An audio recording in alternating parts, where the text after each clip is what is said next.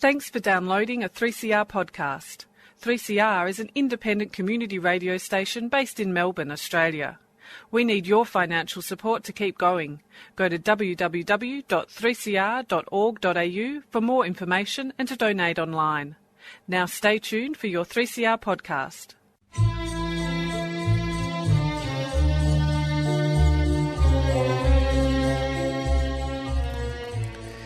Sabah al-Khair, good morning dear listeners. You're listening to Radio 3CR on 855 AM and Palestine Remembered with Robert Martin, Nasser Mashni and Yusuf Ahmed al-Rimawi.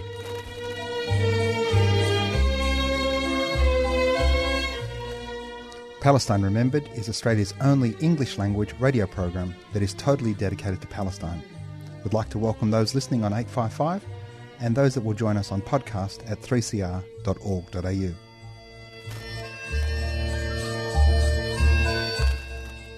Thanks for joining us. Stay with us and enjoy the episode.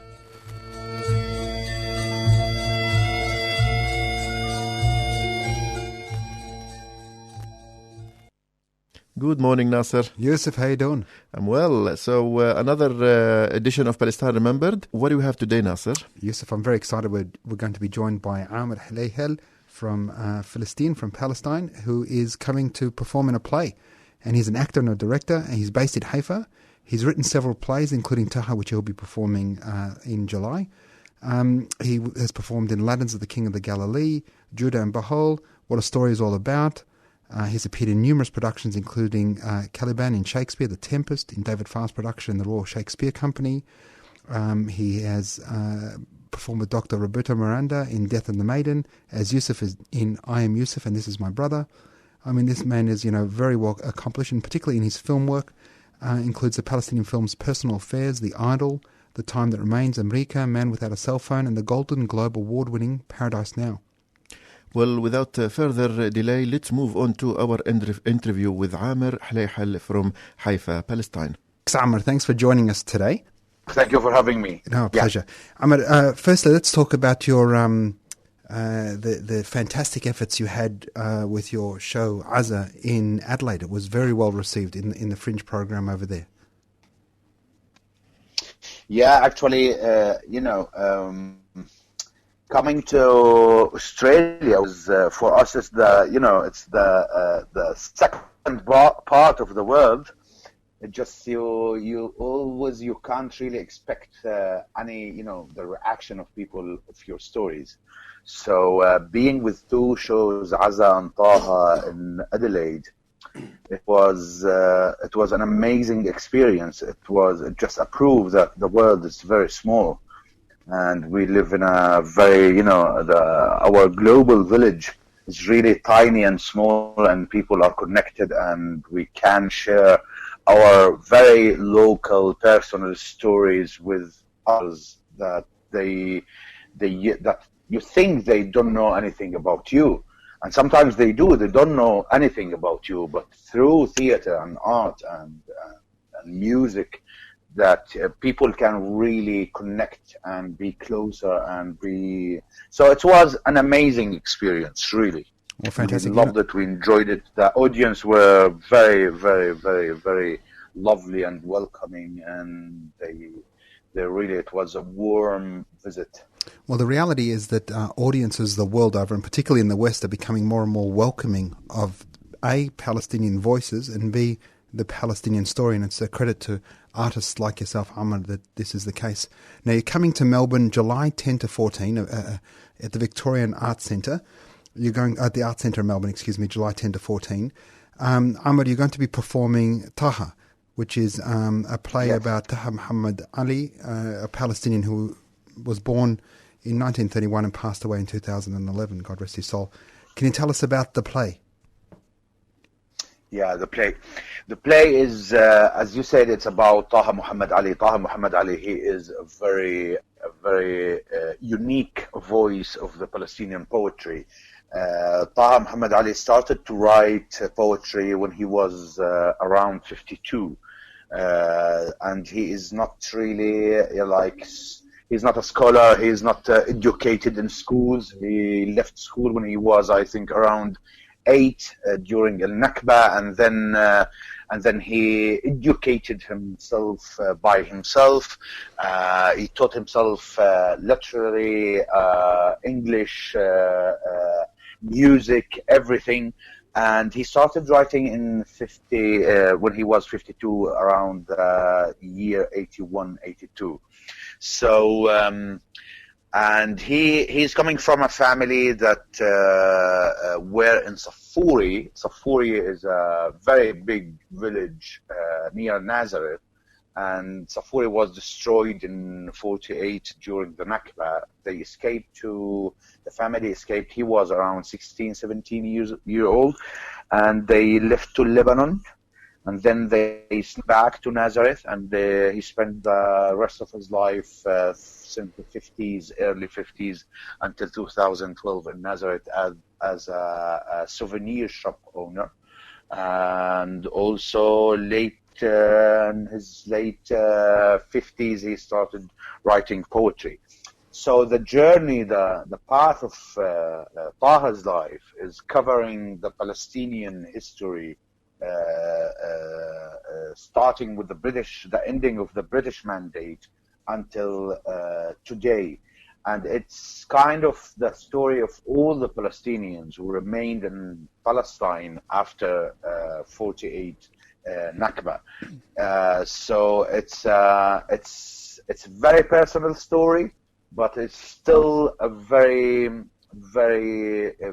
Palestinian story. Every second house in Palestine you will hear the same and similar stories about Al-Nakba and about how they remained in Palestine after this. So with one play, we tell the story of a poet and also a story of a people. Mm-hmm. Now, what can the audience expect, Amer? You're performing. It's a solo show. What can they expect from you, the performer? They can,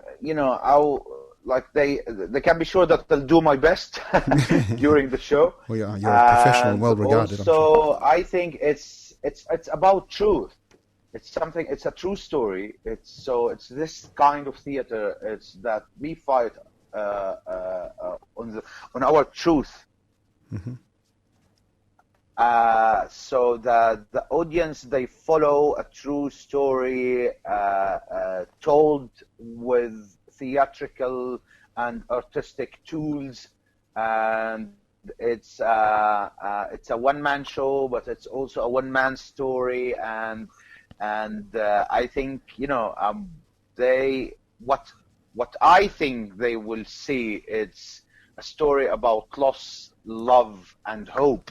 And it's a story, it's a very personal, human story, talking about very difficult political situation. Now, Taha, the poet, is not strange to the Australian media.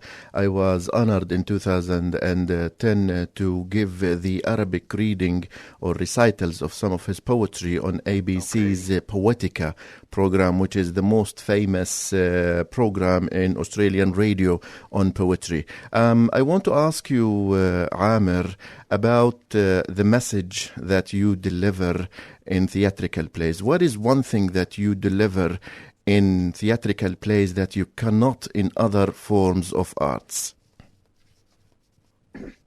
I think what's very unique for me about theater is that you let people's imagination to grow during the play. Because other mediums like cinema, by example, they let you see what they want you to see, and they fix for you, for all of us, the frames and the images and what we can see and what we can think and how we look at things. In theater, it's the opposite. It's just you let people to complete the image by themselves. You tell them the story, you open their imagination, you will give them the hints for the images, and they complete the image and they build the story in their minds with you. You're just kind of a tube. As an actor, you are a tube, a very clear and clean tube that you let the information and the images go through you to the people's minds and eyes. So, which is the example that I always use. It's just it's about a group of pigeons. In cinema, the director will shoot a group of pigeons, and we all will see the same group of pigeons. We see it on the screen. So if we are 300 people sitting, seeing the same film, so we'll see the same image. In theater, the actor will say, and a group of pigeons passed in the sky, and then every one of us will see his own group of pigeons, which is, this is the difference between theater and cinema for me. And this is why theater is still so personal. It's so public, but it's so personal, because your experience, it's different from the experience who sits next to you in the same venue, because you have the role of being involved to complete the picture and the image of the play. So you are a partner. You are not just audience. You are part of what is happening in this black box that we call theater. So I think this is what makes, for me, the difference, because imagination, and especially these days, which is the whole complete world is available through our phones. So our imaginations doesn't really work every day in the daily work, in the daily life that we live today. So in theater, you let people to use their imagination again, and I think when we use our imagination, so we are more free as human beings. So this is why theater for me is the medium to connect with people. We're talking to Amer Hlehel, who is visiting us in July for his theatrical play Taha. We will be back after the break. Stay with us.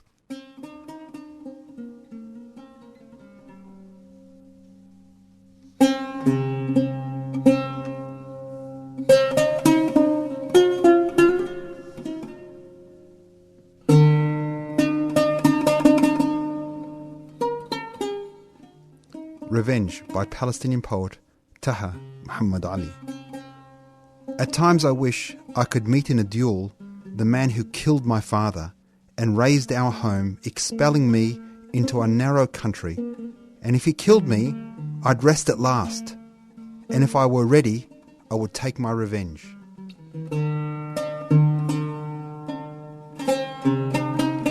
But if it came to light, when my rival appeared, that he had a mother waiting for him, or a father who had put his right hand over his heart's place in his chest, whenever his son was late, even by just a quarter of an hour, for a meeting they'd set, then I would not kill him, even if I could.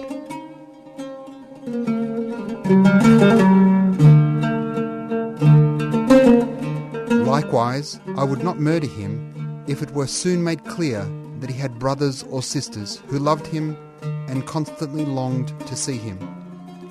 Or if he had a wife to greet him, and children who couldn't bear his absence and whom his gifts would thrill.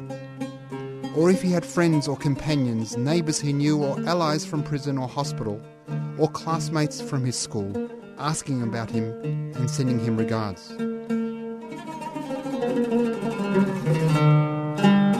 But if he turned out to be on his own, cut off like a branch from a tree, without a mother or a father, with neither a brother nor a sister, wifeless, without a child, and without kin or neighbours or friends, colleagues or companions, then I'd add not a thing to his pain within that loneliness, not the torment of death, and not the sorrow of passing away. Instead, I'd be content to ignore him when I passed him by on the street, as if I convinced myself that paying him no attention in itself was a kind of revenge.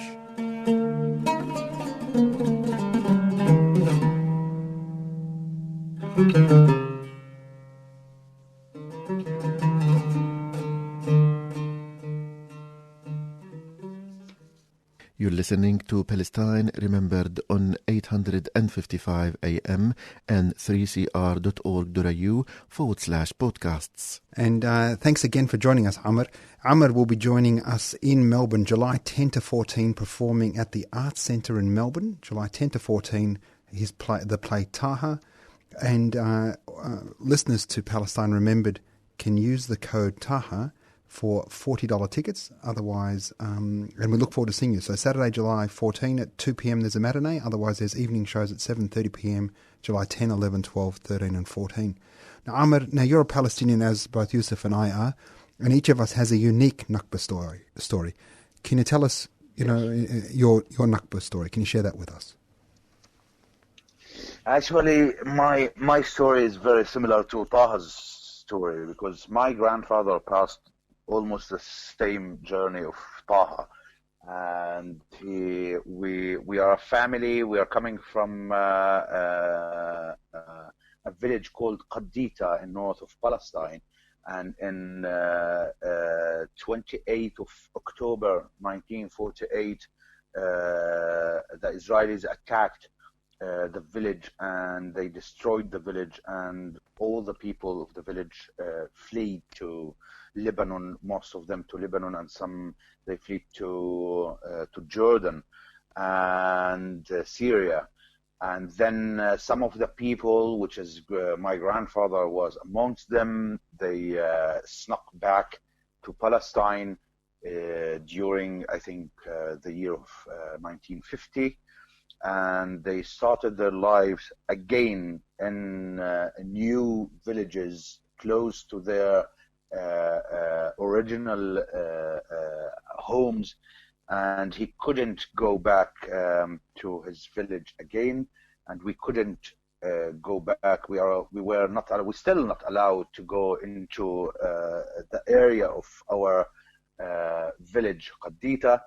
And he rebuilt his life from nothing in the village in the north called Jesh, and he tried to remain in his homeland during his life and build a family. And the result of this story. And today I live in Haifa by chance, but my cousins. They live in Amer Hlehel in Lebanon, and in Yarmouk in Syria, and some of them in Irbid in Jordan. So by chance, I'm part of the story. My story is that I'm living in Palestine now, and not in Lebanon or Syria or Jordan. So this is kind of story. My story as Palestinian. Amer, please give us a profile of the Palestinian theater in general. We know that the Palestinian theater, like any other element of the Palestinian society, has been affected under occupation or siege or marginalization in the 48 areas. We know that major theaters like Al-Qasaba or similarly. So please tell us more about the Palestinian theater in general, whether under occupation in Gaza or in 48 areas, but hopefully in about 2 minutes. Yeah. Listen, I think it's mainly we lack the industry of theater.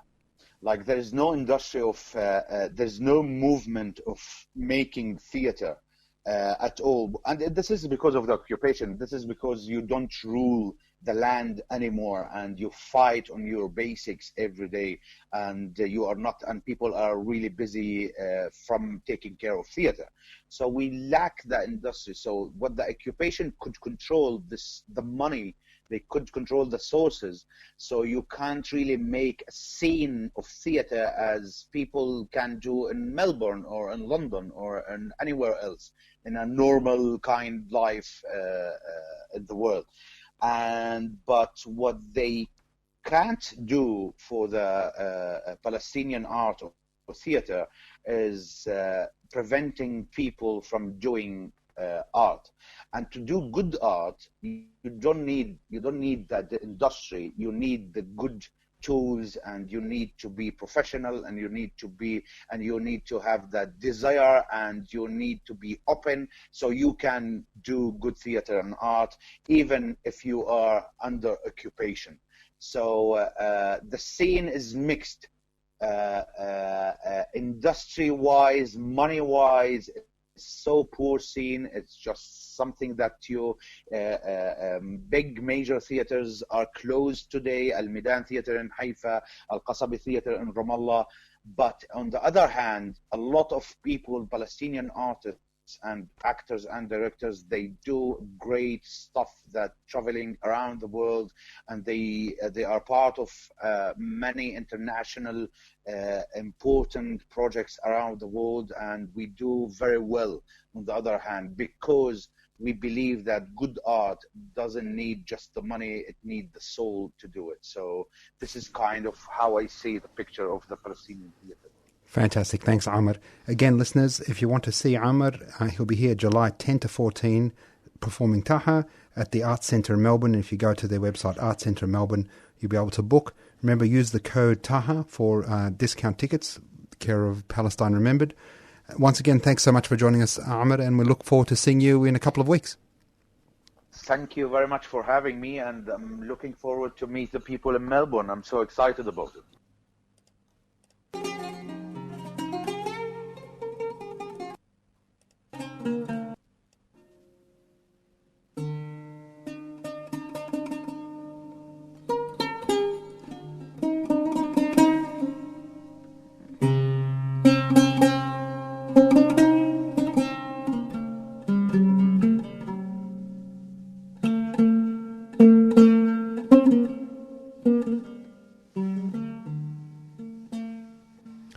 That was a great interview, Nasser. We're looking forward to seeing Amer in a couple of weeks, inshallah. We can't wait. Arts Centre Melbourne, July 10 to 14. Buy your tickets and use the code Taha to get cheaper tickets for our listeners. That's TAHA. TAHA, that's right. So, Nasser, what else do we have today? Well, I think we're just going to quickly do a 30-second to 1-minute update on some BDS successes. We had the Presbyterian Church in the United States have their annual national conference.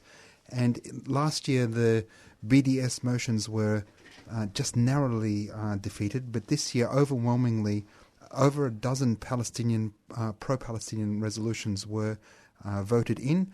And the Israeli or Zionist motions were all defeated. But they condemned the Israeli attacks. They opposed Israel's annexation of Jerusalem. They voted down their legislation scapegoating Palestinians.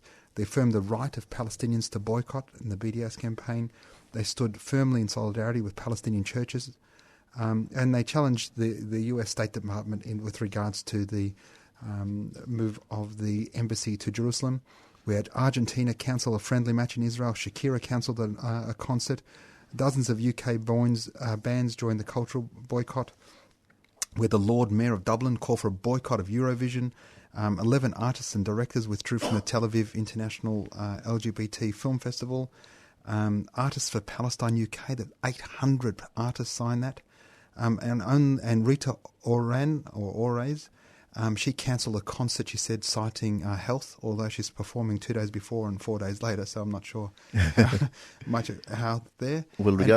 Go on. And most importantly, on Wednesday, Systra, Systra, this is a French company that builds trams and trains, light rail, withdrew from their tender to build a rail project connecting West Jerusalem and the illegal settlements in the West Bank. Excellent. So boycotting Israel is a duty, actually. I want to focus on the good news coming out from America, because the news media is filling us with bad news, particularly with the Trump's government's announcement of Jerusalem as the capital of Israel, and etc. So in parallel with that, looks like that the civil society is moving in another direction, and Absolutely. This is one of the examples. This is a sample, but also, I mean, if you have a look at Jeremy Corbyn was, as you know, Yusuf, we spoke about it earlier, personally was in Jordan and Lebanon visiting Palestinian refugee camps. He was called on the United States to start funding UNRWA again. He said that if a Labor government wins, one of the first things they'll do is immediately recognise the state of Palestine. In a congressional election in the United States, a young woman, a 28-year-old, Alexandria Ocasio-Cortez, she beat Joe Crawley, and this guy has not had anybody challenge him for 14 years. He had $3.6 million in funding. She had $300,000. He had 12 times more money than her. She won with a 57.5% majority of the votes.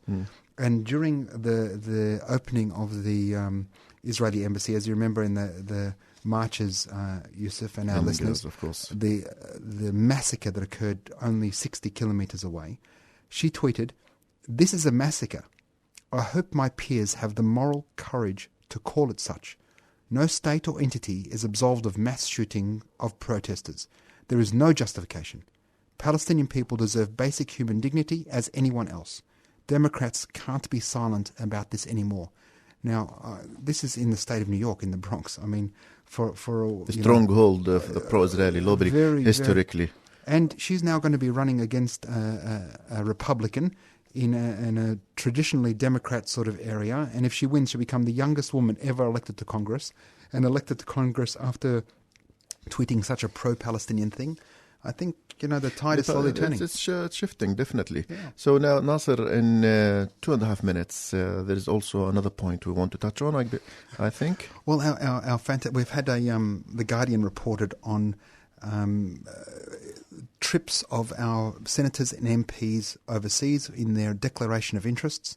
And one thing that they drilled into was overseas sponsored trips by foreign entities. And, the whole of Australia is freaking out about China, and we're really quite xenophobic.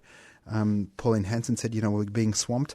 But it'll be interesting, Yusuf, and I'd love for your commentary here. We had 102, the most country visited, 102 sponsored trips. And remember, these are business class, so sort of $20,000 or $30,000 per politician. 102 sponsored trips. Let's guess. To Israel! Oh, I thought Sri Lanka maybe. No, Israel. Second place. Our major trading partner with 63 to China. That's even nearly half of the destination to Israel. And less than half, this is in the past 8 years, 49 to our ally, to protect us from China, 49 to the United States. So in other words, Israel gets more interest and more travel than China and the United States combined, nearly. Well, our major trading partner, so our biggest customer, and our major ally, who we need to be protected, who we need as protection from our major trading partner, is 112 trips in 8 years. We had 102 full trips, paid, business class, etc., to the state of Israel. And this is meant to go unnoticed. It goes silently.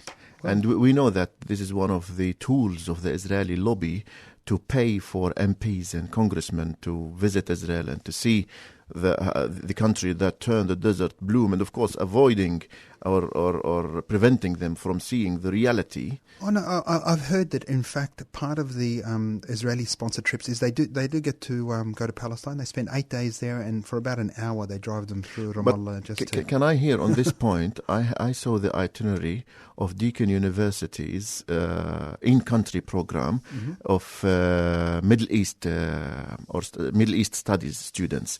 Now they were supposed to spend 2 weeks in occupied territories, or let's say occupied territories and Israel, but the itinerary was outsourced to an Israeli travel agency, and they actually determined each and every destination, and in no way this was an even. So while the university can say that we went to the Palestinian territories and Israel, but in reality it was 80%, 20% ratio. Oh yeah, look, and I think 80 and 20 would be flattering them. Nasser, before we end the show, I would like to announce our next week's guest. an iconic resistance figure, Shireen Aisawi from Al Aisawiya neighborhood in East Jerusalem. Herself, her siblings, her family, her parents, nearly all of her relatives have spent some good time in Israeli prisons, and she will share with us her steadfastness journey. So that's it for this week. Thank you, Nasser, for another episode. And until we meet next week, this is Nasser, Youssef, and Robert. He's not here, but he says hello. Wishing you the best of time and salam.